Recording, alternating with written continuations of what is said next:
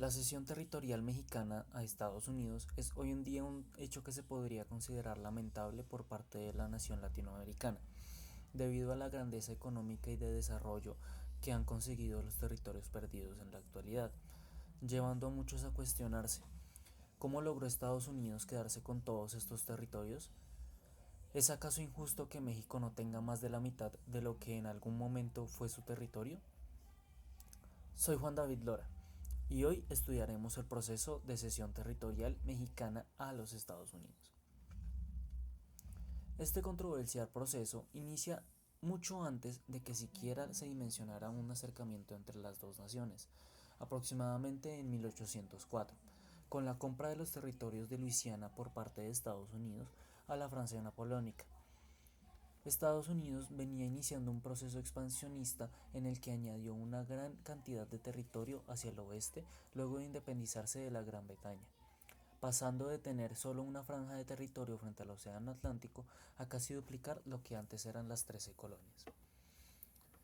Entretanto, en el Virreinato Español de la Nueva España, hoy México, se inició la emancipación del reinado español a causa de una gran cantidad de injusticias y diferencia social extremadamente marcada, en la que los españoles y criollos blancos estaban por encima de todo el grueso de la población, prácticamente la misma situación que se vivía en toda la América colonial española.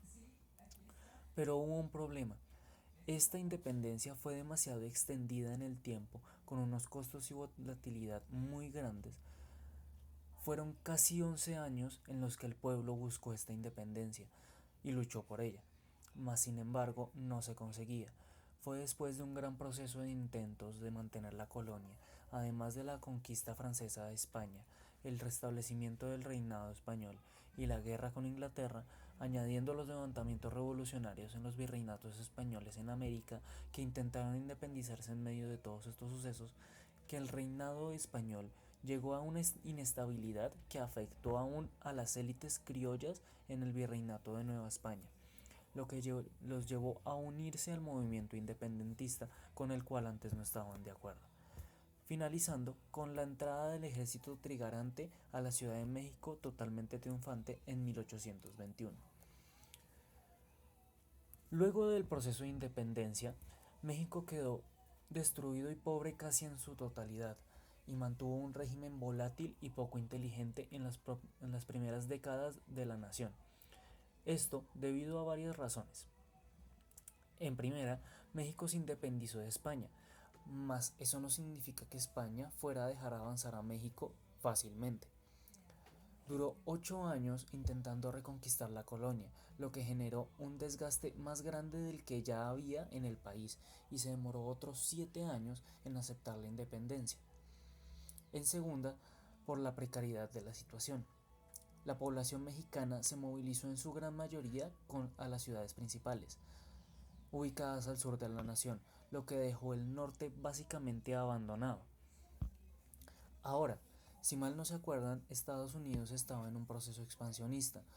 Pues bueno, en medio de la independencia de su país vecino, la creciente nación aprovecha la inestabilidad española y conquista la península de la Florida, perteneciente al reinado español, añadiendo otro estado más a su colección.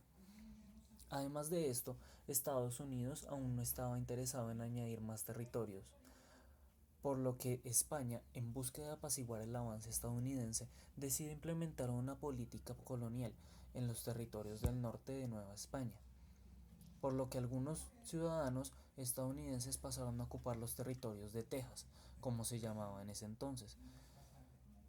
Después, al independizarse México y presentarse la situación de abandono en el norte, la naciente nación decide implementar la misma política colonial, pero con unos lineamientos distintos, entre los que se encontraba cambiarse el nombre al homónimo en español, cambiar su idioma del inglés al español para situaciones oficiales, adoptar las leyes mexicanas, entre las cuales estaba la abolición de la esclavitud, una ley que no existía en Estados Unidos, cambiar su religión de protestante a católico, entre otras. Todo esto en búsqueda de poblar el norte y generar cierto control a los territorios abandonados, ayudando a crecer a la nación. Por lo cual, Los colonos comenzaron a poblar las zonas de Texas y Alta California, pero no conseguían acomodarse realmente a las condiciones impuestas por el gobierno, lo que generó un conflicto en la forma de producir de los colonos, dado que estaban acostumbrados al uso de esclavos y lo que se producía en esa zona era solamente temas de agricultura. Aquí es donde inicia el gran problema, debido a que los colonos no lograron acomodarse a las condiciones mexicanas, sobre todo los colonos en Texas, por lo cual inició un sentimiento de descontento por parte de estos colonos. Luego, con la variabilidad del gobierno y la proclamación de las llamadas Siete Leyes, que cambiaron la estructura federalista por la centralista, se generaron una gran cantidad de movimientos separatistas a lo largo de toda la nación. El gobierno logró sofocar todos a excepción del tejano, el cual decidieron ignorar y terminaron tomándolo a la ligera. Cabe resaltar que unos años antes, Andrew Jackson, presidente de Estados Unidos, ofreció comprar Texas, pero México se negó. Otra decisión que añadirá a la serie de equivocaciones que veremos por parte del gobierno mexicano. Al pasar el tiempo, el movimiento separatista de Texas tomó fuerza y declaró la independencia de México en 1933, siendo apoyada por el gobierno estadounidense y posteriormente por la Gran Bretaña. Esto llevó al gobierno mexicano a responder militarmente, logrando buenos resultados al principio, mas sin embargo los tejanos comenzaron a ganar ventaja desde la batalla de San Jacinto, en donde fue capturado el general José Antonio de Santa Anna, el cual, al verse sin salida, tuvo que rendirse y aceptar la independencia de Texas mediante un tratado, el cual nunca fue aceptado por el gobierno, por lo cual siguió en su intento de sofocar la rebelión. Pero esto tuvo un giro inesperado. En 1945, el Congreso de Estados Unidos decretó la anexión de la ahora Texas a su Texas a su territorio, lo que llevó a otra disputa más, los límites territoriales. Según México, el límite territorial iba hasta el río Nueces, ubicado más hacia el sur, dejándole más territorio a México. Pero para Estados Unidos era distinto. Según ellos, el límite estaba en el Río Grande, ubicado más hacia el sur y dando más territorio a Estados Unidos. Aprovechando esta condición, los Estados Unidos le ofrece comprarle de nuevo al territorio a México. Esta vez ofrece comprar los territorios de Nuevo México y Alta California. Pero de nuevo la nación latina se niega, por lo que el presidente estadounidense del momento, James Polk, envía un pequeño ejército a la zona disputada y ocasiona el llamado incidente de Troutman, en donde mueren 11 soldados estadounidenses, lo que fue excusa suficiente para declararle la guerra a México. De manera casi inmediata, sin pasar unos pocos días, inicia la invasión militar a México, consiguiendo victoria tras victoria con una sorprendente rapidez. Esto gracias a que su ejército era profesional, mientras que el mexicano, que era muchísimo más grande, era solamente de voluntarios, personas sin entrenamiento y con armas mucho peores que las estadounidenses, una completa desventaja.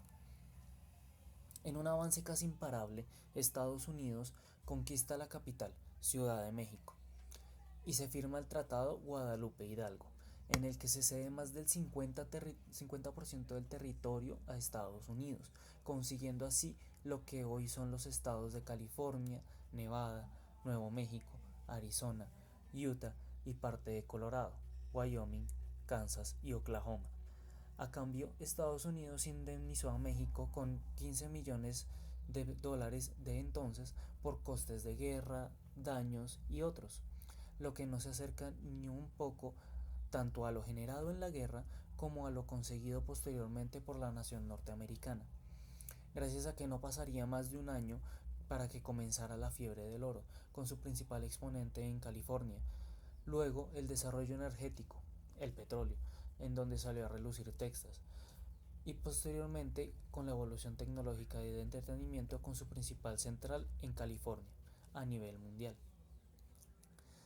Estos dos estados, Texas y California, son hoy en día los más productivos de Estados Unidos, teniendo cada uno por separado mayor PIB que el de todo México actualmente. Si bien no sabemos qué tan justo sea para su posterior desarrollo como la mayor potencia del mundo.